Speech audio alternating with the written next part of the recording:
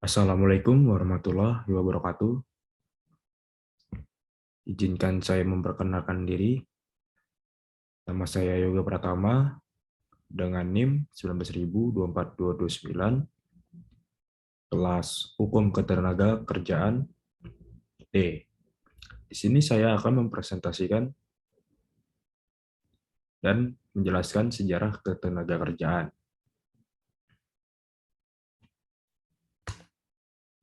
Yang pertama adalah pada zaman kerajaan sampai penjajahan Belanda dan Jepang, yaitu sistem perbudakan. Pada masa pemerintahan Hindia Belanda, hubungan kerja diwarnai oleh berlakunya sistem perbudakan. Apa yang disebut perbudakan adalah suatu keadaan di mana seseorang yang disebut budak melakukan pekerjaan di bawah perintah pihak lain, yaitu pemilik budak. Sementara pihak yang disebut budak tidak mempunyai hak atas kehidupannya. Budak diwajibkan melaksanakan segala perintah kerja yang diberikan oleh pemilik budak. Para pemilik budak dalam hal ini adalah satu-satunya pihak yang memiliki hak untuk mengatur dan memberi kerja serta hak lainnya atas budak yang dimilikinya. Pendek kata, budak tidak memiliki daya tawar atau kebebasan memilih untuk menerima atau menolak pekerjaan. Dalam hal bekerja, budak tidak memiliki batas waktu jam kerja. Jam kerja budak sepenuhnya dimiliki oleh pemilik budak. Satu-satunya kebaikan yang dapat diterima oleh para budak sangat tergantung pada kebaikan para pemiliknya.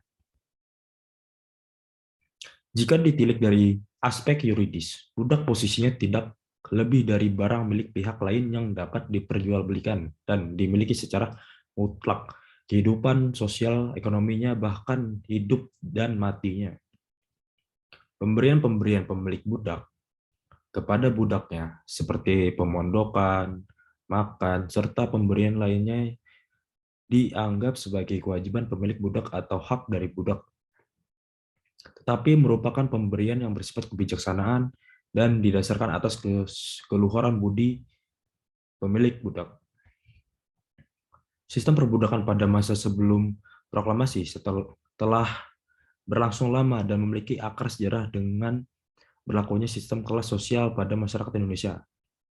Kebijakan politik Hindia Belanda berkaitan dengan masalah perbudakan ini baru mulai diperhatikan. Perbudakan mulai diatur dengan terbitnya peraturan pada tahun 1817 yang isinya mengatur pengiriman budak ke Pulau Jawa dari Pulau Jawa.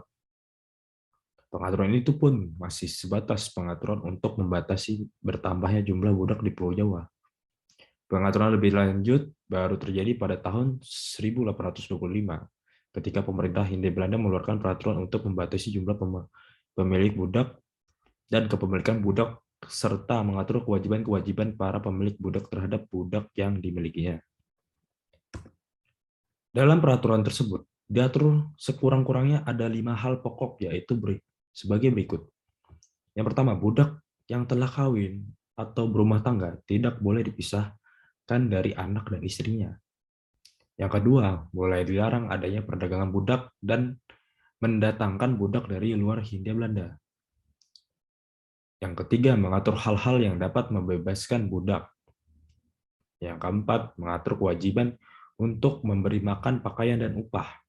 Lalu yang kelima, mengancam dengan pidana jika terjadi penganiayaan terhadap budak dan juga ancaman pidana bagi budak yang meninggalkan pekerjaan atau menolak pekerjaan yang layak.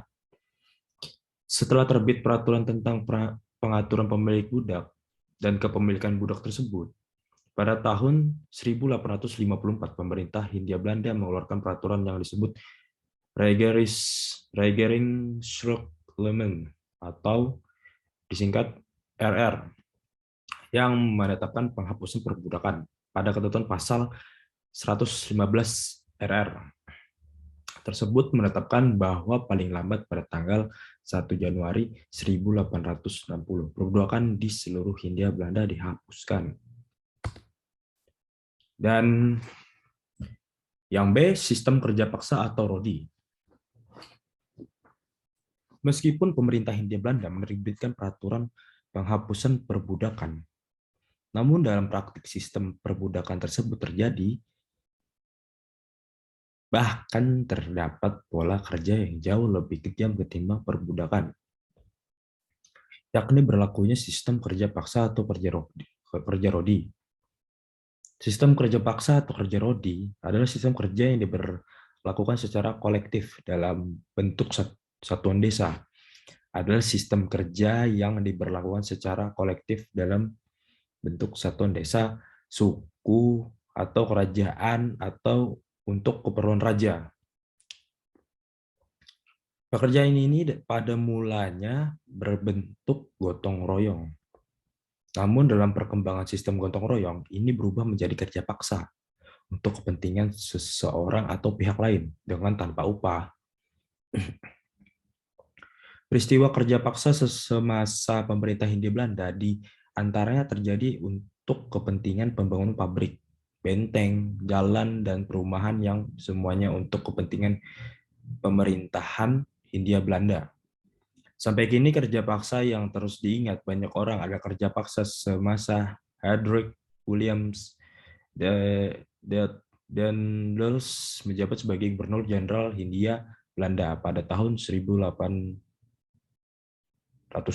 sampai 1811.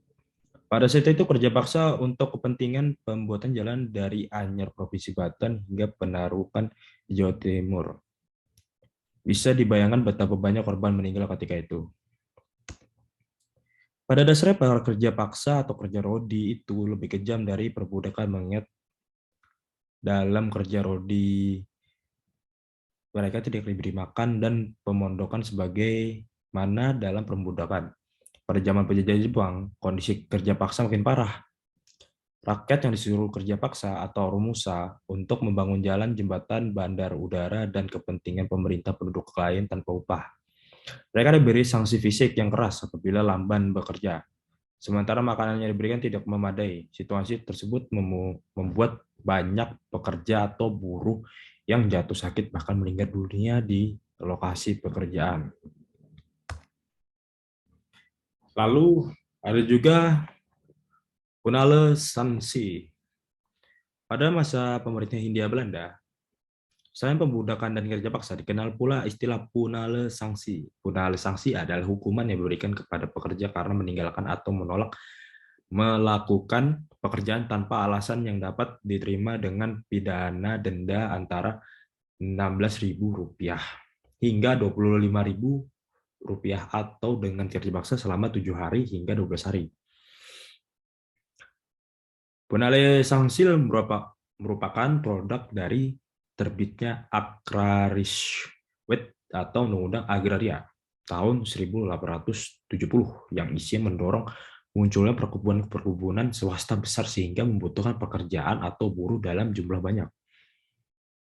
Agar perkebunan memperoleh jaminan bahwa pekerja atau buruh tetap melakukan pekerjaan, maka dikeluarkan Algeme Polite Strukturförklemmen atau STBL 1872 nomor 3 yang memuat punale sanksi. Jika dilihat dari aspek yuridis, punale sanksi memberi kedudukan yang tinggi pada para pengusaha dan mudah untuk disalahgunakan karena posisi kerja atau buruh yang lemah dan kurangnya pengawasan dalam bidang ketenagakerjaan. Melihat punale sanksi yang amat memberatkan bagi para buruh perkebunan, membuat Parlemen Belanda melakukan kecaman terhadap pemberlakuan punale sanksi sehingga pada tahun 1879 punale sanksi dicabut. Namun, 1 tahun selepas dicabutnya punale sanksi, yakni pada tahun 1880 di Sumatera Timur, keluar peraturan yang serupa dengan punale sanksi yang disebut Coeli Ordonance. Pada tahun-tahun berikutnya, peraturan serupa juga diberlakukan untuk daerah-daerah lain. Peraturan tersebut baru dicabut pada tahun 1941 dan baru mulai diberlakukan pada tanggal 1 Januari 1842. Lalu yang Selanjutnya, sistem perhambaan atau peruluran, yaitu selain perbudakan, kerja paksa, dan penggunaan sanksi, sebagaimana telah diuraikan di atas. Dikenal pula adanya sistem kerja perhambaan. Perhambaan atau Pandelingskap adalah peristiwa di mana seseorang meminjam sejumlah uang dengan cara menggadaikan dirinya sendiri atau orang lain yang berada di bawah kekuasaannya. Biasanya anak, untuk melakukan pekerjaan di bawah perintah orang yang meminjam uang tersebut hingga hutangnya lunas. Pekerjaan yang dilakukan untuk kepentingan orang yang meminjamkan uang ini dapat dijadikan cara untuk melunasi hutang atau bisa juga hanya untuk sekedar membayar bunga hutang. Sedangkan sistem peruluran terjadi pada zaman Gubernur Jenderal Jan Pieterszoon Koen berkuasa. Pada masa itu, pemerintahan Hindia Belanda membagi tanah-tanah kosong untuk dijadikan kebun atau park kepada orang-orang yang disebut perkenir atau ulur. Para pekernier tidak lain adalah buruh tani yang tidak punya lahan. Selama pekernier berada di kebun dan menggarapnya, maka dia dianggap sebagai pemiliknya. Tetapi apabila meninggalkan kebun, maka haknya akan hilang. Namun para pekernier diharuskan menanam tanaman yang hasilnya harus dijual kepada company yang harganya telah ditetapkan oleh company secara sepihak. Lalu selanjutnya kita masuk ke setelah Indonesia merdeka dan menuju reformasi. Yang pertama, perkembangan hukum ketenagakerjaan periode 1945 sampai 1969. Pada awal berdirinya negara Republik Indonesia, ketenagakerjaan belum merupakan masalah serius yang harus ditangani. Hal ini karena selain seluruh rakyat masih sibuk pada perjuangan mempertahankan kemerdekaan yang telah diproklamirkan pada tanggal 17 Agustus 1945. Perusahaan-perusahaan penting saat ini masih dikuasai oleh negara sehingga masalah ketenagakerjaan terutama perselisihan antara pengusaha dan pekerja atau buruh belum begitu terasa menonjol. Setelah adanya pengakuan kedaulatan oleh pemerintahan Belanda lewat konferensi meja bundar, perhatian rakyat, terutama pekerja atau buruh, mulai beralih ke masalah sosial ekonomi. Hingga tahun 1951 di bidang ketenagakerjaan baru diundangkan satu-satunya undang-undang, yaitu Undang-Undang Nomor 12 Tahun 1948 yang bertitel Undang-Undang Kerja. Mengingat saat itu negara Republik Indonesia masih berbentuk negara serikat, maka undang-undang tersebut hanya berlaku untuk negara Republik Indonesia. Baru pada tahun 1951, Undang-Undang Nomor 1 Tahun 1951, Undang-Undang Kerja tahun 1948 dinyatakan berlaku untuk seluruh Indonesia. Undang-Undang Nomor 12 Tahun 1948 memuat aturan-aturan dasar tentang pekerjaan yang boleh dilakukan anak, orang tua muda, dan wanita. Aturan tentang waktu kerja, waktu istirahat, dan tempat kerja. Undang-undang ini hanya berlaku untuk pekerjaan yang dilakukan oleh pekerja atau buruh dan tidak berlaku untuk siswa atau murid magang yang bersifat pendidikan. Orang yang memborong pekerjaan di perusahaan dan narapidana yang dipekerjakan. Sebelum tahun 1951, perselisihan hubungan industrial yang terjadi diselesaikan oleh para pihak yang berselisih sendiri, yaitu pekerja atau buruh dan pengusaha. Campur tangan dari pegawai Kementerian Perburuhan akan dilakukan apabila dianggap perlu, berdasarkan instruksi Menteri Tenaga Kerja atau Menteri Perburuhan saat itu. Hal ini mengakibatkan banyak keresahan di kalangan pekerja atau buruh karena pengusaha dengan kedudukan sosial ekonomi yang lebih tinggi selalu dapat memaksakan kehendaknya kepada pekerja atau buruh. Akibatnya pada akhir tahun 1950, banyak terjadi pemogokan pekerja atau buruh yang mengakibatkan terganggunya perekonomian dan keamanan nasional. Guna mengatasi keadaan ketenagakerjaan yang tidak kondusif tersebut, pemerintah pada tanggal 13 Februari 1951 mengeluarkan peraturan kekuasaan militer nomor 1 tahun 1951 yang membentuk panitia penyelenggara pertikaian perburuhan di tingkat pusat dan daerah. Walaupun keadaannya menjadi sedikit lebih baik, ternyata peraturan kekuasaan militer tersebut belum begitu mampu mengatasi kesulitan-kesulitan yang timbul di bidang ketenagakerjaan oleh karena itu, pada bulan September 1951, pemerintah mengeluarkan Undang-Undang Darurat Nomor 16 Tahun 1951 guna mengganti Peraturan Kekuasaan Militer Nomor 1 Tahun 1951. Undang-Undang Darurat tersebut memberikan aturan-aturan baru tentang penyelesaian perselisihan perburuhan dan memberikan tugas kepada pemerintah untuk membentuk panitia penyelesaian perselisihan perburuhan di tingkat pusat dan daerah atau P4P dan P4D. Undang-Undang Darurat Nomor 16 Tahun 1951 tidak bersifat definitif, melainkan hanya bersifat peralihan belaka guna mengatasi keadaan ketenagakerjaan saat itu. Dalam perjalanannya banyak keberatan yang dilakukan baik oleh pengusaha maupun pekerja atau buruh. Berdasarkan hal tersebut, pemerintahan pada tanggal 8 April dilakukan pada April tahun 1957 mengesahkan Undang-Undang Nomor 22 Tahun 1957 tentang penyelesaian perselisihan perburuhan yang menetapkan P4P dan P4D tersebut sebagai orang yang berwenang menyelesaikan perselisihan perburuhan. Pada masa setelah tahun-tahun tersebut, kondisi ketenagakerjaan mulai membaik dan jarang ditemui konflik ketenagakerjaan yang berarti hal itu juga disebabkan bangsa Indonesia saat itu lebih memusatkan perhatiannya pada masalah-masalah politik kenegaraan di mana terjadi pergantian pemerintahan dari pemerintahan Orde Lama ke pemerintahan Orde Baru.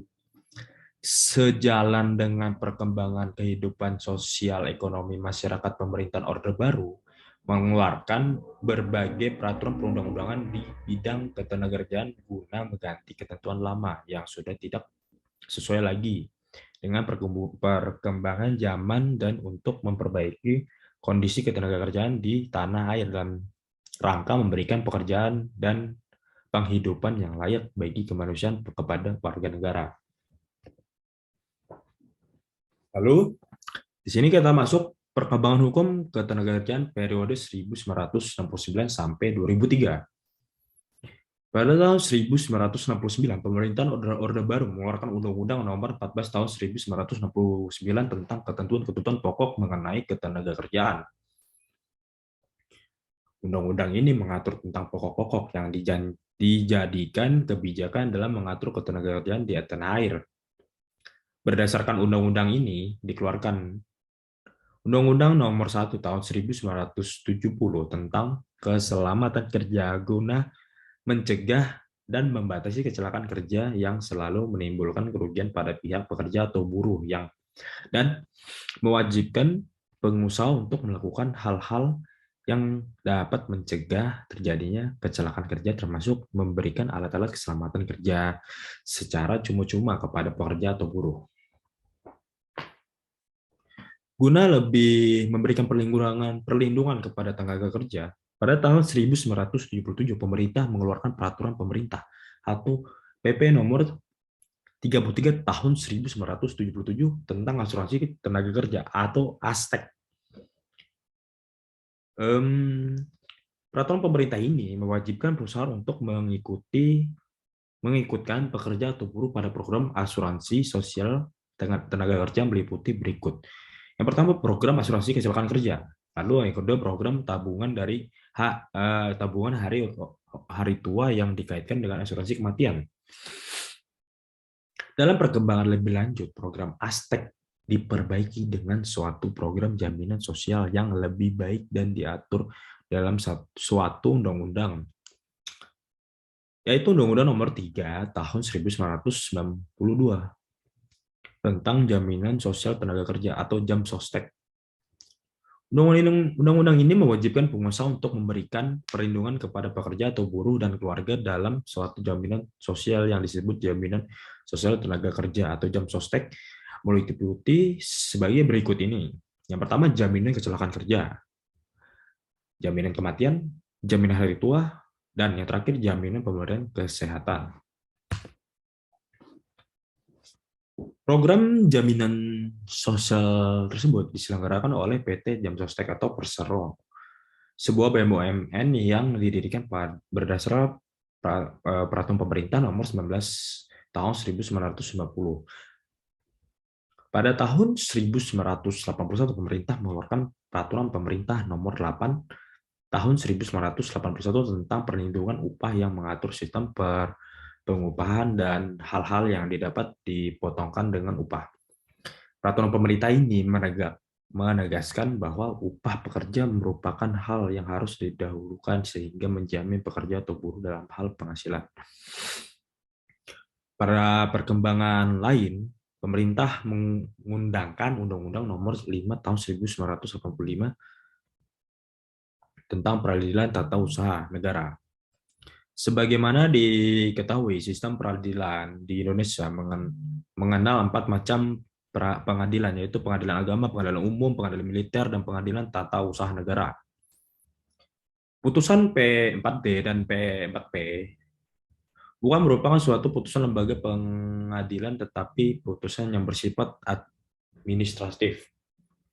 Oleh karena itu, putusan tersebut merupakan objek yang dapat digugat pada pengadilan tinggi tata usaha negara dan dimohonkan kasasi ke Mahkamah Agung.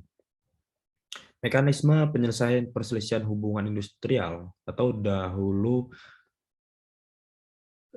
perselisihan perburuhan dengan demikian menjadi tidak efektif dan memerlukan waktu yang lama, yaitu mulai dari penyelesaian secara biparti, ajuran tertulis, P4D, P4P, PTTUN, dan MA. Mengingat masalah ketenagakerjaan merupakan masalah yang harus diselesaikan secara cepat, maka dengan adanya peradilan tata usaha negara, perlu dilakukan reformasi di bidang hukum ketenagakerjaan dengan membuat suatu mekanisme penyelesaian hubungan industri baru yang lebih cepat dan dapat diterima baik oleh pengusaha, pekerja, atau buruh, maupun serikat pekerja atau serikat buruh. Dalam rangka reformasi di bidang hukum ketenagakerjaan tersebut, pemerintah bersama DPR telah mengundangkan beberapa undang-undang yang berkaitan dengan ketenagakerjaan. Undang-undang tersebut adalah Undang-Undang Nomor 21 Tahun 2000 tentang Serikat Pekerja atau Serikat Buruh dan Undang-Undang Nomor 13 Tahun 2003 tentang Ketenagakerjaan, Undang-Undang Ketenagakerjaan. Undang-Undang Nomor 21 Tahun 2000 memberikan kebebasan kepada pekerja atau buruh untuk membentuk atau tidak membentuk, menjadi pengurus atau tidak menjadi pengurus, serta menjadi atau tidak menjadi anggota serikat pekerja atau serikat buruh guna memperjuangkan kepentingan-kepentingannya. Undang-Undang Nomor 13 Tahun 2003 tentang Ketenagakerjaan merupakan undang-undang ketenagakerjaan yang bersifat komprehensif dan menyeluruh, mengatur berbagai hal di bidang ketenagakerjaan yang sebelumnya tidak pernah diatur dalam satu undang-undang. Beberapa ketentuan tentang ketenagakerjaan yang diatur dalam berbagai peraturan perundang-undangan sebelumnya dan tidak sesuai lagi dengan perkembangan zaman termasuk yang merupakan produk kolonial dicabut dan diganti dengan undang-undang ini. Selain mencabut ketentuan lama, undang-undang ini juga memaksudkan untuk menampung perubahan yang sangat mendasar di segala aspek kehidupan bangsa Indonesia sejak dimulainya era reformasi pada tahun 1998. Dan mungkin sampai di situ. Mohon maaf jika ada salah kata dan kekurangan dari penjelasan saya. Mohon undur diri. Sekian dan terima kasih. Wassalamualaikum Assalamualaikum warahmatullahi wabarakatuh.